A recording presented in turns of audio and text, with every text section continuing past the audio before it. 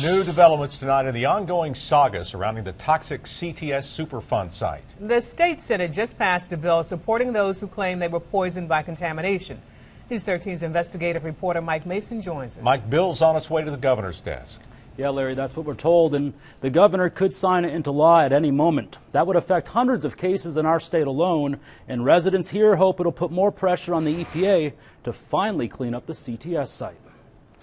Bill 574, just approved unanimously by the Senate, was proposed in the wake of last week's U.S. Supreme Court ruling, which upheld a state law that limits how long a person can sue a company for damages related to contamination. I'm the closest, and we're about 50 yards away from where the plant used to be, so I'm concerned about it. North Carolina's statute of limitations prohibited residents like Peter Waldburger from suing CTS for damages occurring 10 years after CTS left Asheville.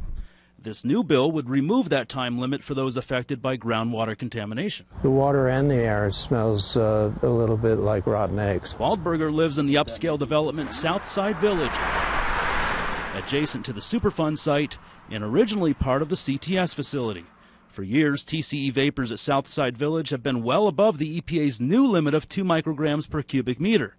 Earlier this month, TCE levels at the Rice property next to the CTS site were above that threshold, prompting the evacuation of 13 people. But in 2008, the EPA found vapor levels of 3.2 and 5.3 at Southside Village.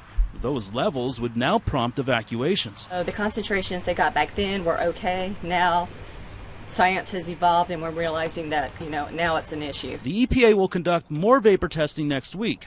Officials say they'll likely take air samples at the high-end Hidden Valley subdivision, but they haven't committed to following up at Southside Village. There's a reason that they have avoided Southside Village, and that reason is that it's a $30 million subdivision built on a toxic waste site. I fear for safety, and especially for the people that are living close by and near to the site. That's a big concern for all of us. Glenn Harecki is a Southside resident and president of a community action group focused on cleaning up the site. Let's get some more comprehensive air testing, and if people need to be evacuated, let's get them evacuated. Representative Tim Moffitt is one of 3 who proposed this bill and says the governor has pledged to sign it. That will likely happen by tomorrow. Moffitt also says this bill will benefit those affected by CTS and the thousands affected by contaminated drinking water at Camp Lejeune.